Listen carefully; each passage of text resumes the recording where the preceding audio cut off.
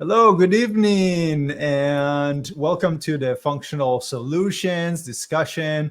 My name is Tal. I'm the Educational Director at the American Academy of Functional Health, and with us we have Dr. Chill. Hi, everybody. Welcome. And Dr. Chill is a functional medicine physician with years of clinical experience. Today, our topic is high cholesterol and high triglycerides. Today's topic is really important because we know that statistically, about 86 million Americans have high cholesterol and about 56 million Americans have high triglycerides.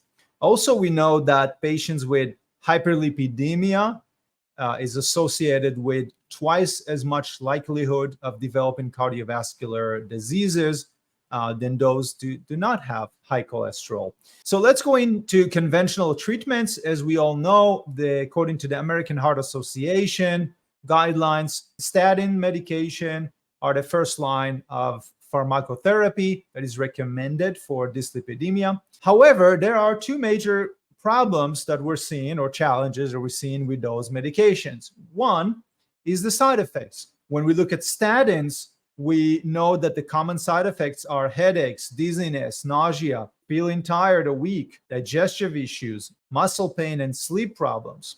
Now, we might not think that these are very common, but there was an interesting published article by the American Heart Association that reported that about 4 out of 10 statin users that they surveyed struggle with at least one side effect. Most commonly was muscle aches or cramps, and then followed by fatigue and then memory loss. For some patients, we can consider to offer them a more natural solution and look into the root cause, right? So use natural solution on one side to reduce the high cholesterol. On the other hand, we want to address the root causes. The second problem that we look into when we just give a prescription is that, as I mentioned, giving medication to the patient does not resolve, in so many cases, at least chronic cases, the underlying problem that leads to higher cholesterol, right? So the patient's labs might look better a few months later, but so many patients continue to lose their health, right? So, with statins, what has been shown is that there's multiple studies that have been conducted on statin use and shown to decrease coenzyme Q10 levels or CoQ10 levels. And this is related to the decrease in the levels of the lipoprotein transport carriers. And this is which induces the therapeutic effects of the statin. And that's what's causing the decreased levels of CoQ10.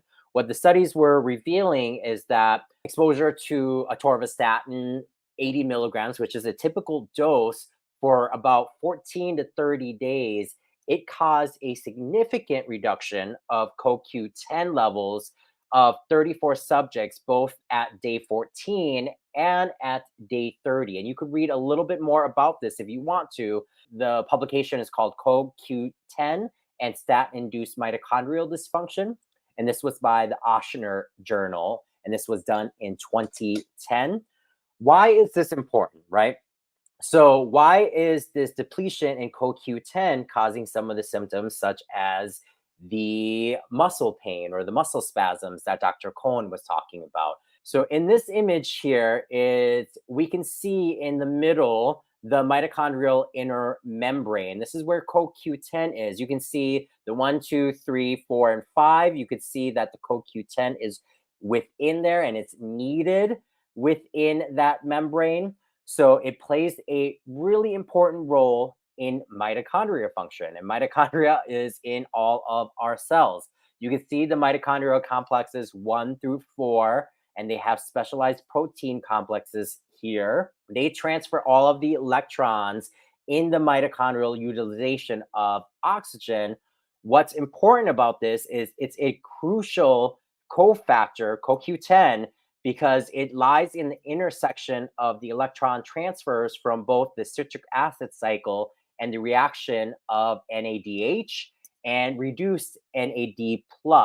And that's all responsible for energy production and cellular function. So that is an important factor as to why there might be a depletion of or why that depletion of CoQ10 can impact our patient's health and causing some of those side effects that Dr. Cohen was mentioning. Taking a little deep breath for any of us who saw this picture that Dr. Chill shared with us and got a biochemistry anxiety. Taking a deep breath now. So we can take a deep breath in. Every time that I see those pictures, they're so interesting. But every time that I see those pictures, I'm like, oh, it takes me back to those years of biochemistry. And I'm like, okay, that's, I would prefer to leave it there where I try to keep it as succinct and simple as possible. Exactly. And you did an amazing job. So this is where we're going to dive into the factors, the functional medicine factors. And of course, our presenters and experts have amazing way to simplify all these biochemicals pathways and use a lot of visuals to pass the message and the understanding and insights of what's really happening there. So we're going to start with factor number 1, and this is gut bacterial dysbiosis. So we have talked about gut bacterial dysbiosis or loss of gut integrity in relation to so many conditions. But this is where we're going to talk about gut bacteria from a whole different pathways. So in this picture, you can see the disruption in gut homeostasis and how it's associated with the buildup, essentially the buildup of cholesterol, which is a part of the arteriosclerotic process. And so we're going to start breaking this down into a few sections. This whole process involves the activation of the immune process and systemic inflammation. Or with some patient, it could be subclinical systemic inflammation, which means that it's not enough to trigger symptoms of joint pain or inflammatory bowel disorder or anything like that, right? It's subclinical, but it's still systemic, right? Now, the gut microbiota produces multiple metabolites, metabolic products. On the left side, you can see the short chain fatty acid. It's stated here as SCFA, short chain fatty acid. It's got a little circle there that is pink on the top left, and that has a certain role that we're going to talk about.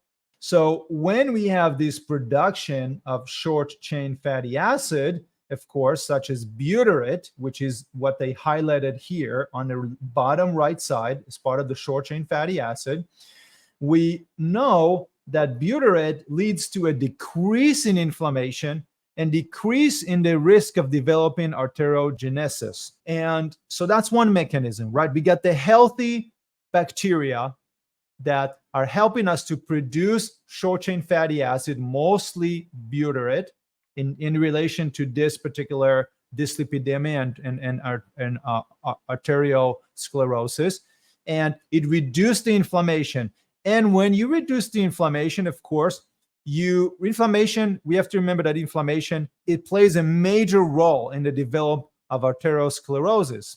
So once we remove the inflammation, you have less of a reduction. You have reduced the production of those arterial plaques. However, on the right side, we can see if we have bacteria, if you have dysbiosis because of dietary choices, lifestyle choices, maybe the patient was taking antibiotic at a certain time in their lives, and they created a shift. This is what we call dysbiosis. So there's a disruption in the gut homeostasis.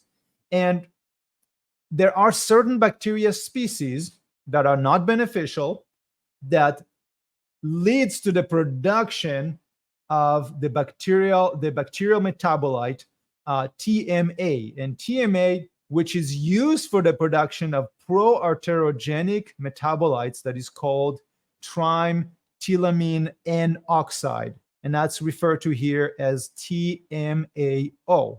So essentially, TMA goes into the liver, where in the liver, there is a higher production of TMAO. The problem with TMAO is that it inhibits cholesterol metabolism, the healthy physiological cholesterol metabolites, and it reverses the cholesterol transport, which removes excess cholesterol from the arterial walls.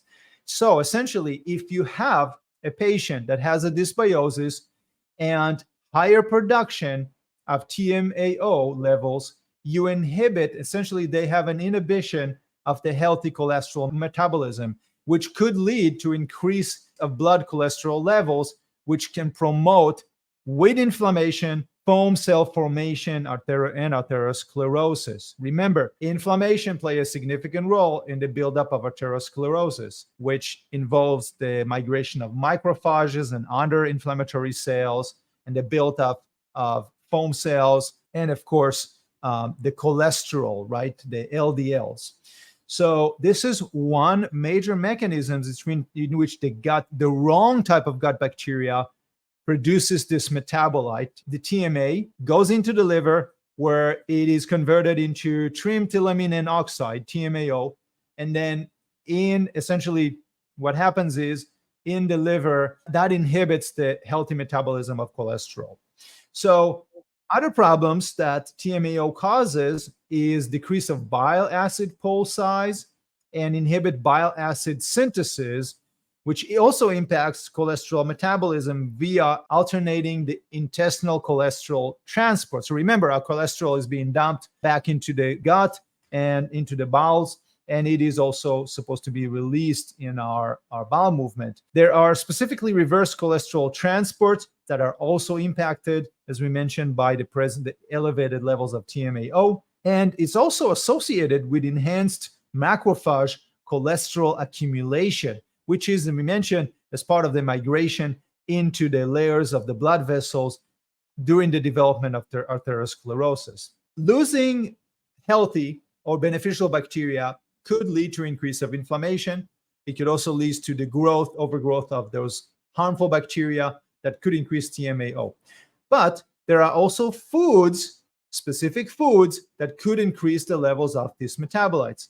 So let's get back to the picture for a second. And on the top here, on a red bubble, on the top left, you can see dietary phosphatidylcholine or choline. Those dietary factors could be red meat, could be beef, pork, lamb, veal, or processed meat and ham, egg yolk, and other full-fat dietary products like whole milk yogurt and butter that could increase TMAO.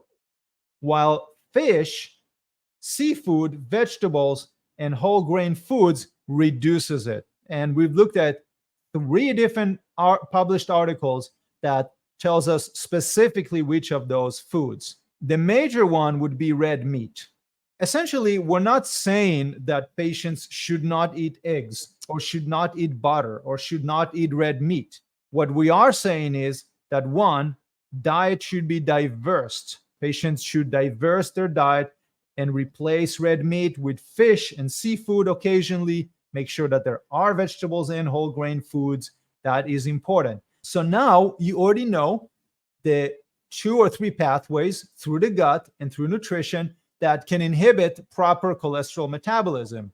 And addressing that will help tremendously to your patients in terms of long-term health and wellness, right? We said that there's going to be 2 factors. So Dr. Chill, take us into what is the second factor that we want to mention in terms of the functional approach? Not only do we want to test their cholesterol levels, but there are other things that we want to assess for them. And Dr. Cohen mentioned the gut dysbiosis and gut health. The other factor is going to be their stress and their cortisol imbalances, right?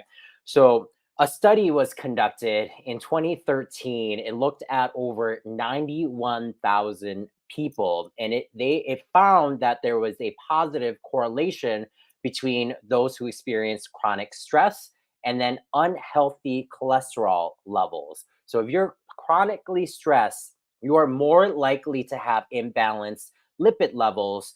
And then stress has been positively linked with having less healthy dietary habits and higher body weight. And these are all known risk factors for high cholesterol levels. If you want to read more about this, it's called The Relationship Between Job Stress and Dyslipidemia. And this was done on the Scandinavian Journal of Public Health. And this was in 2013. So how does stress react to our cortisol, and why does that cause a cortisol imbalance?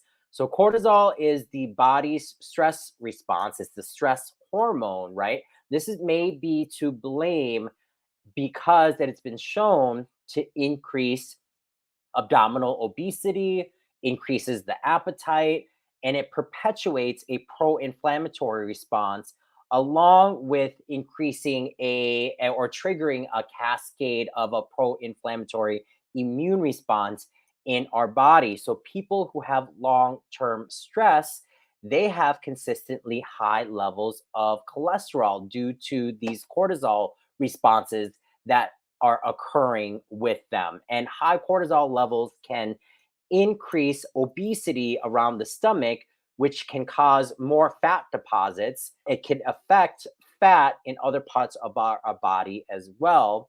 And then it can also increase our appetite, thus increasing our cholesterol levels.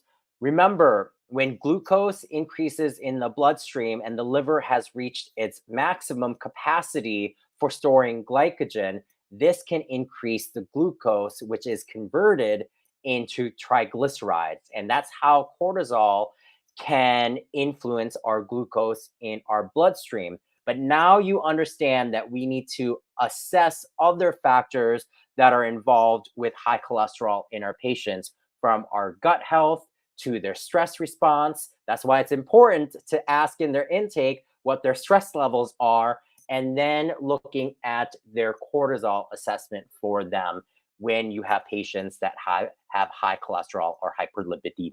We now know that there is a secondary cause of hyperlipidemia or high cholesterol levels, and this is due to lifestyle choices, right?